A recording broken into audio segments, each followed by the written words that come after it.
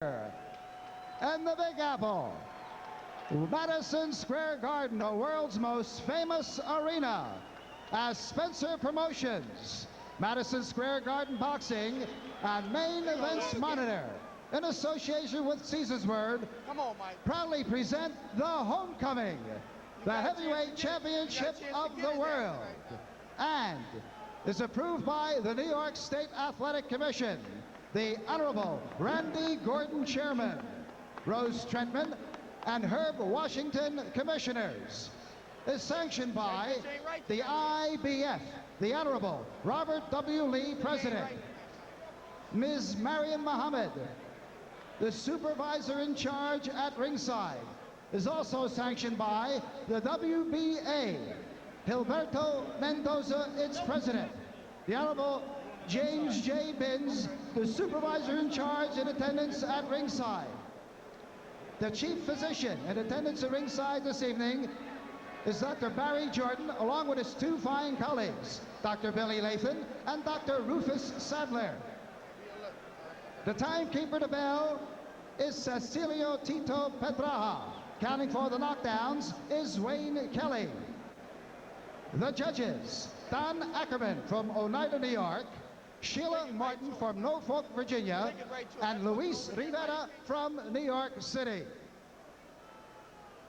In the ring at this time, the man in charge of the scheduled 12-round title bout and refereeing his 51st World Championship bout, referee Joe Santarpia.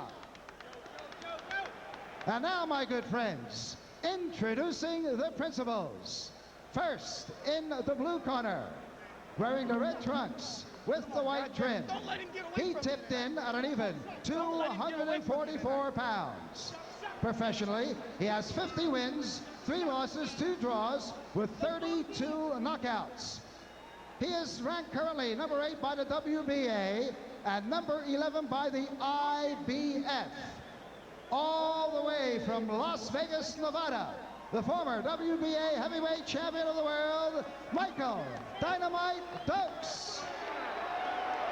Dokes.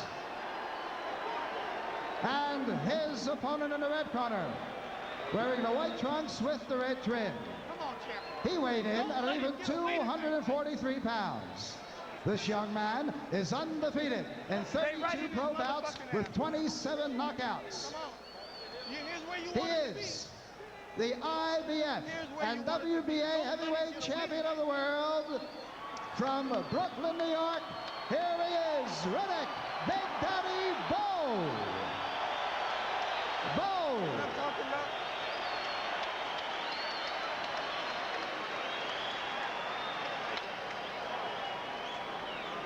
Hello, gentlemen. How about clearing the ring here, please? Hey, Bill, get over here. Gentlemen, you're boxing for the heavyweight championship of the world. You both know the rules. Are there any questions at this time? I want a good, clean fight, and I want you to protect yourself at all times. Shake hands now, and God bless you both. We've seen Dokes a number of times, guys, in which he goes out and shoots his bolt early and sees if he can intimidate or put off his opponent. I'm sure that Riddick Bowe is ready for that. He wasn't ready when Evander Holyfield came straight at him in the first round. He knows what Dokes likes to do. On the other hand, George Foreman, Dokes appears to have worked up a nice sweat warming up in the locker room, and Riddick Bowe is bone dry in the upper body. Michael Dokes is doing the street thing too. He's sitting watching this guy, staring at him, playing little major mind tricks that may be effective to get him past the second round. The crowd a little bit quieter than we might have expected at the beginning of the fight. I would attribute that to the surprise announcement regarding the death of Arthur Ashe. Round 1 begins with Bowe throwing the jab, and many people regard that as most effective weapon. Some say it's the right uppercut. Others would vote for the jab. Strange with Riddick Bowe. He throws a good, effective left jab, but he's almost jumping backwards as though he doesn't want to put a lot of power on it. Dokes slapping with the left, landing 3 left hooks to the side of Bowe's face. Bowe sticking the jab and landing virtually all of them early against Michael Dokes. Dokes has upper body movement, but not head movement, George. He's a stationary target. Yeah, he's dependent strictly on his quick hands, not his quick head or quick feet. And Riddick Bowe can really take advantage of that. And Riddick Bowe has given this old pro too much time to stand around and think. Now Bowe snapping Dokes' head back again with the jab. Tries to land the right hand and lands a short right inside. Dokes is stunned. And Bowe takes the left hook. Bowe is stunned by left hook. That's right. Riddick missing with the big right hand. And down goes Dokes into the ropes. Well, I don't think Dokes went all the way down, but the referee wants to give him what will amount to the first standing 8 count. That was a very, very fast call. It was Dokes who decided to go out there and fight early like that, though. Wasn't Bowe's idea. Short left hand inside by Bowe. More than a minute to go in the round. Plenty of time for Bowe to close it out. If he can keep Dokes in trouble. Dokes lands another left hook, but takes a right in return. Dokes virtually out on his feet.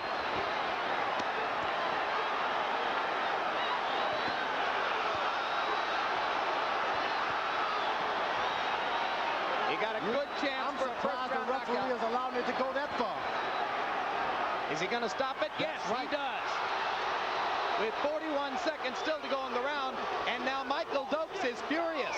And Dokes' advisors jump into the ring and begin to state their case, and it was a pretty quick stoppage, even though you say you're surprised, George. I'm surprised that he didn't stop it a little earlier. The guy was taking too much punishment. There wasn't a chance he was going to get a knockout out of it to pay him back.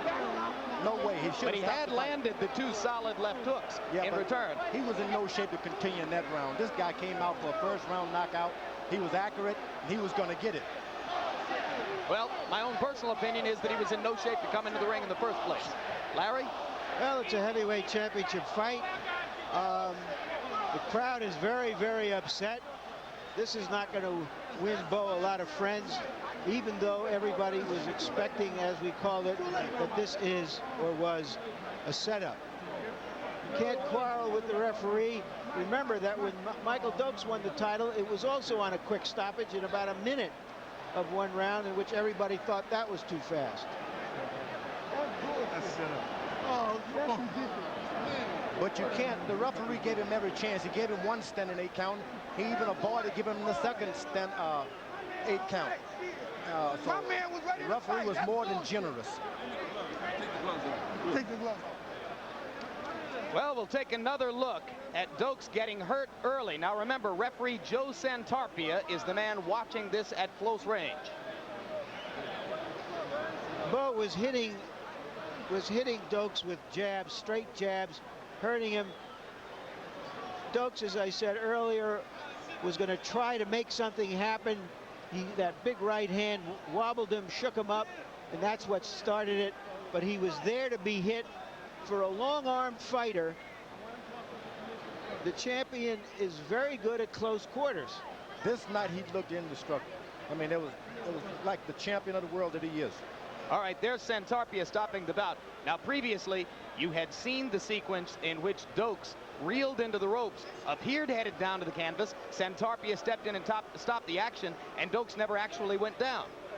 Well, Dokes spent the week sleeping, and he continued sleeping right here in this fight.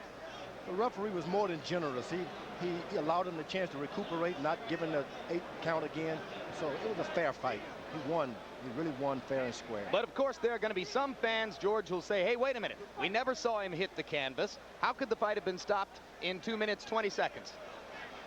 Yeah, I mean, and those fans are strictly the ones who don't understand boxing. This guy is so big and powerful. All right, let's go up to ring announcer Ed Darien for the official particulars. Ladies and gentlemen, referee Joe Santarpia stops this bout at 2 minutes and 18 seconds of the first round, and the winner by a TKO, and still the heavyweight champion of the world, Riddick Big Daddy Bowe. Bowe. Well, the questions are now going to come, who comes next? And as Jim mentioned earlier, Ray Mercer, who was supposed to be next for Riddick Bowe, and might have also gone in about 2 minutes and 40 seconds or 20 seconds, is no longer in the picture. And we'll be talking to everybody about what Riddick Bowe's plans are next. Some people are guessing Evander Holyfield.